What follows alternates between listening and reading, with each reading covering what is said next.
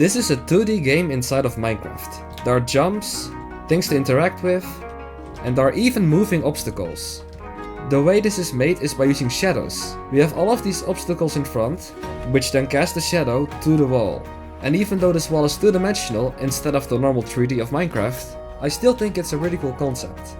The original inspiration for this project came from the SitBackAndMinecraft video. So imagine telling your friend to come and sail to the theatre to watch this at sundown. That is so cool. He basically built a scene which casted this beautiful shadow on the wall. Which honestly is extremely creative. Well done. I basically have the same system going on, except for that I want to make a game out of it. Imagine how cool it would be if you can fight monsters in this 2D game. I think this is awesome. And then with some more challenges, you could definitely make like a full game out of this. Oh. So in this video I'm gonna show you what I have currently, and I'm gonna show you my future plans for this.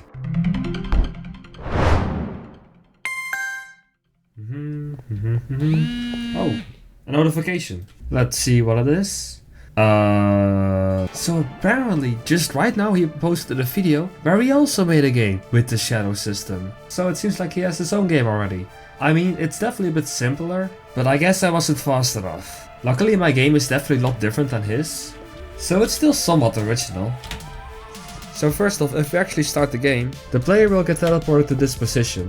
We also get a sword depending on the level of this scoreboard, which can be wooden, stone, iron, diamond and netherite. Let's just set it to level 3, which is iron for now.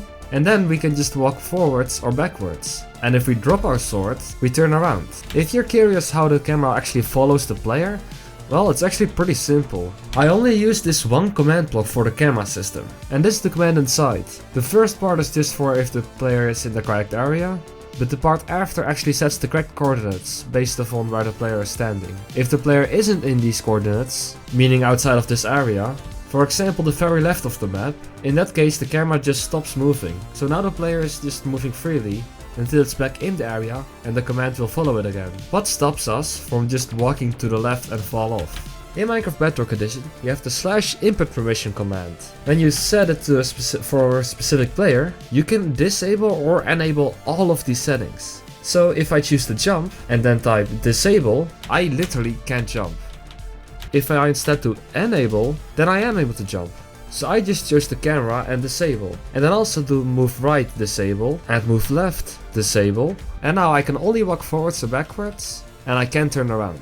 So if you were inside the game, I just can't move to left or right and I can't turn my camera around. So how do we turn around when dropping the sword? Well, when the game starts, this redstone block disappears and these redstone blocks come into place. These commands at the bottom are for the swords. The third command block will be activated, and then check if there's an iron sword in location of the hotbar slot 0. And slot 0 is the first slot inside of your hotbar. If there is no iron sword, it will set a redstone block at these coordinates. If we run that command manually, you'll see a redstone block appeared right here. That redstone block activates this system by using the facing coordinates inside of the teleport command, depending if the position was already facing to the left or facing to the right.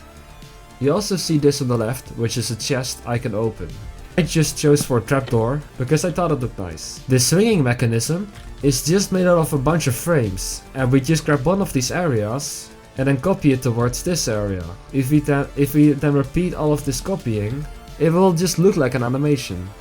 I also included these dripstone pillars, and I added cobweb, so that looks like you will get impaled if you fall in. I also tried experimenting with depth. You see, if I step to the right here, I actually get a lot smaller, and the area feels a lot bigger, compared to if I go back here. The reason this is happening is because it's just a block backwards. And honestly, just one block makes such a big difference. For instance, there is some kind of plank here which slowly goes down, but the thing is all of these trapdoors are on the same height. It's just that the ones farther away from the screen look more down than the ones that are closer to the screen, which is how you get those subtle changes in height.